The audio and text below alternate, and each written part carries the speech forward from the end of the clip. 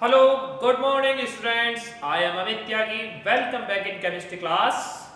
Students, today our topic class 12th biomolecules. Chapter biomolecules.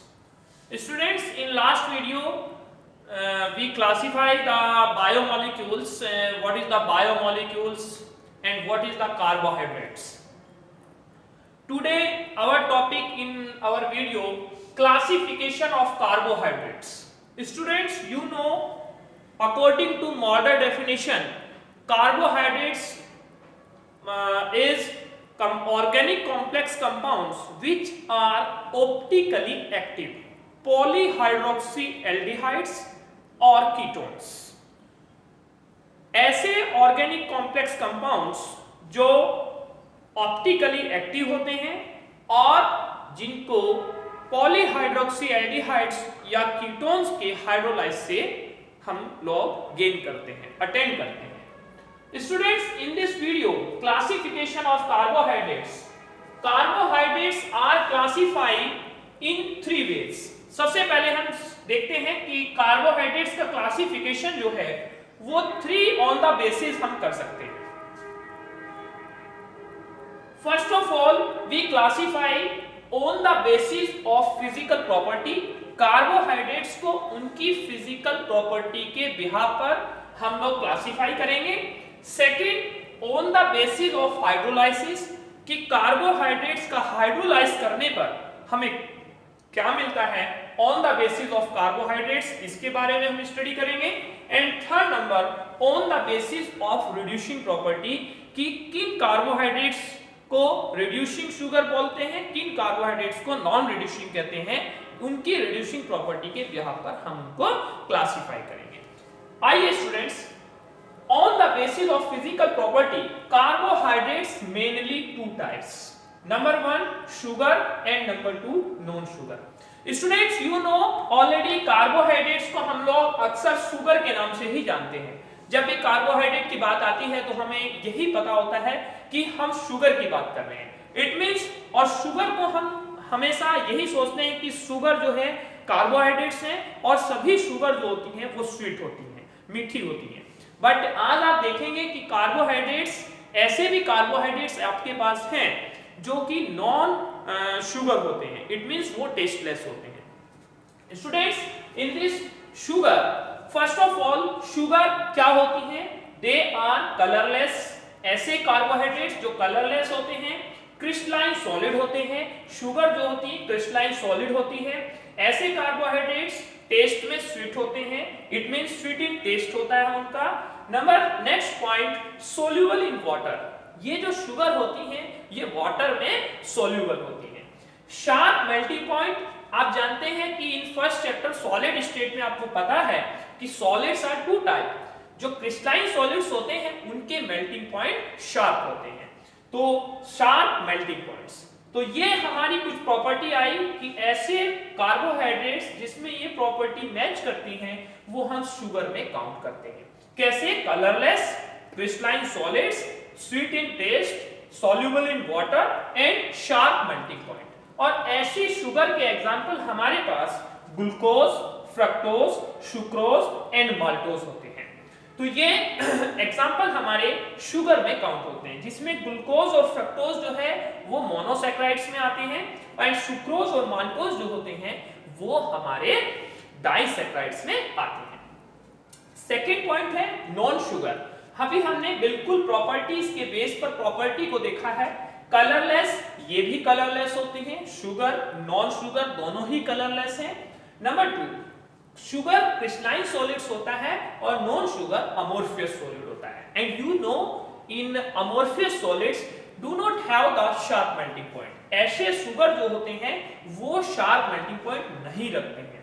Tasteless होता है क्योंकि ये मीठा होता है, ये नॉन शुगर है इसलिए ये टेस्टलेस होता है.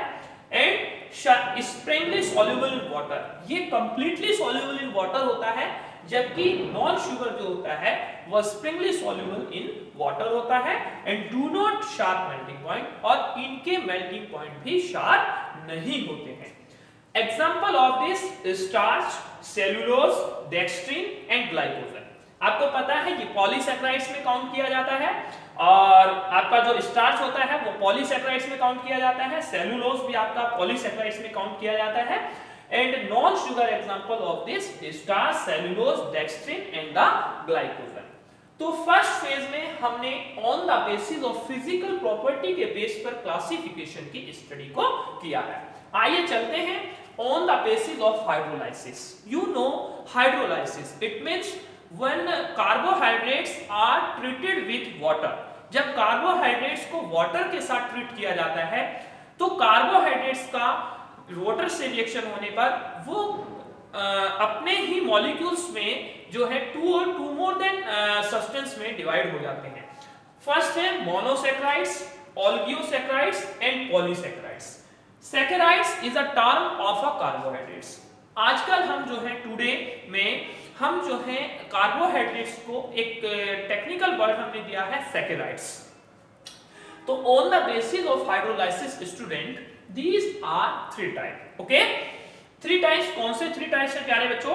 Number one monosaccharide, mono means one, single, saccharides, oligosaccharides and poly. Oligo means ओलिगी में टू एंड थ्री, टू और थ्री को काउंट किया गया है। Oligosaccharides after hydrolysis with saccharides which carbohydrate जो कि हाइड्रोलाइसिस के साथ में होकर टू मॉलिक्यूल्स और थ्री मॉलिक्यूल्स मोनोसैकेराइड्स में डिवाइड हो जाते हैं।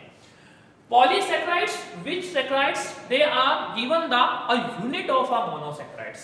ऐसे सैकेराइड्स, ऐसे कार्बोहाइड्रेट्स जो कि हाइड्रोलाइसिस होने पर टू और मोर, इट मींस 3 से मोर या 4, 4 और 4 मोर देन से भी ज्यादा आपको मोनोसैकेराइड्स यूनिट्स दें, उनको हम पॉलीसैकेराइड्स कहते हैं। तो first of all monosaccharide, this is very most important. Monosaccharides react with water, ये वाटर के साथ तो रिएक्ट करते हैं but they do not any units after hydrolysis, ये किसी यूनिट्स में डिवाइड नहीं होते हैं। एग्जांपल है ग्लूकोज, एग्जांपल है फ्रक्टोज, एग्जांपल है ribose.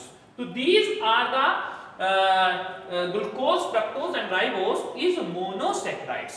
Students listen carefully. It have the formula of C6H12O6।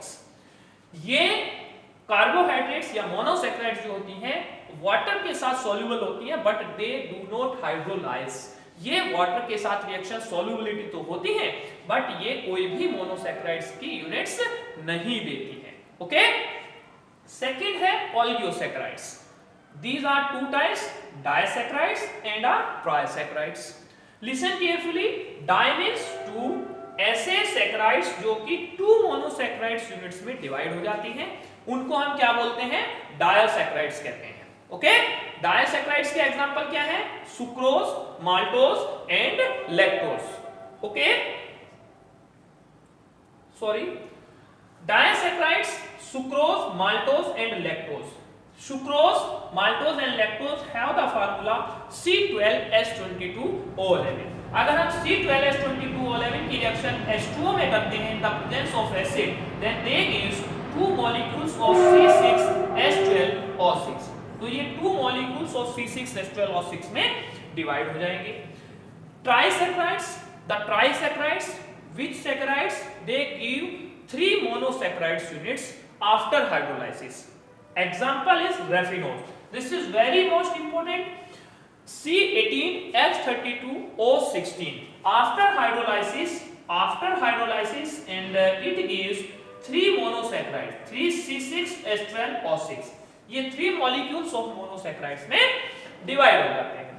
And the last of the polysaccharides, poly means 4 or more। It means which saccharides they are hydrolysis with water given the units, many units of monosaccharides। So after then they react to the H2O, NH2O, they gives NC6H12O6। ऐसे सैकेराइड्स monosaccharides की units को prepare करते हैं। In a last topic of the classification of carbohydrates are on the basis of reducing property। Reducing property के base पर हम carbohydrates को two types में डिवाइड करते हैं। First reducing sugar and second the non reducing sugar. प्यारे बच्चों, reducing sugar and non reducing sugar का हम टेस्ट कैसे करेंगे? देखिए, which sugar they reduce by the Tollen और फेलिंग रिएजेंट। इन क्लास में आप लेबोरेटरी में जाकर देखेंगे कि जो टॉलन रिएजेंट होता है एंड Ag2O मिक्सचर एंड जो अमोनिकल सिल्वर नाइट्रेट को हम टॉलन रिएजेंट के नाम से जानते हैं एंड Cu2O, ओके, CuO और Ag2O के साथ Tollen reagent and Fehling solution के साथ जो सैकराइड्स रिड्यूस हो जाती हैं उनको हम क्या कहते हैं? रिड्यूसिंग शुगर कहते हैं। And which saccharide do not reduce by Tollen और Fehling solution, they are non reducing sugar. होती कैसी है? रिड्यूसिंग कैसे होती है कि आपका जो कीटोस या एल्डोज ग्रुप होता है, इफ दे आर फ्री, अगर वो ग्रुप आपका फ्री होता है, आपका CHO ग्रुप या आपका कीटोनिक ग्रुप अगर शुगर में फ्री स्टेट पर है तो वो आपका रिड्यूस हो जाएगा and they gives convert the COH में कन्वर्ट हो जाएगा। और अगर वो ग्रुप फ्री नहीं है तो वो आपका नॉन रिड्यूसिंग में आता है। कैसे? एग्जांपल है glucose, fructose, ribose, maltose and lactose. ये सभी की सभी आपके मोनोसैकराइड्स या डाइसैकराइड या ट्राइसैकराइड्स हैं जो कि आपके रिड्यूसिंग शुगर में काउंट होते हैं। नॉन रिड्यूसिंग में सुक्रोज, स्टार्च एंड सेलुलोज, ये आपकी नॉन रिड्यूसिंग प्रॉपर्टी में आते हैं। तो प्यारे बच्चों, आज की इस वीडियो में हमने चैप्टर यूनिट नंबर 14 के बायोमोलिक्यूल से क्लासिफिकेशन ऑफ कार्बोहाइड्रेट्स के बारे में अच्छे से स्टडी किया है और आप लोग सभी लोग इसको बहुत अच्छे से स्टडी करें और इसकी प्रिपरेशन CBSE बोर्ड एग्जाम के लिए अच्छे से कीजिए। Okay, thank you.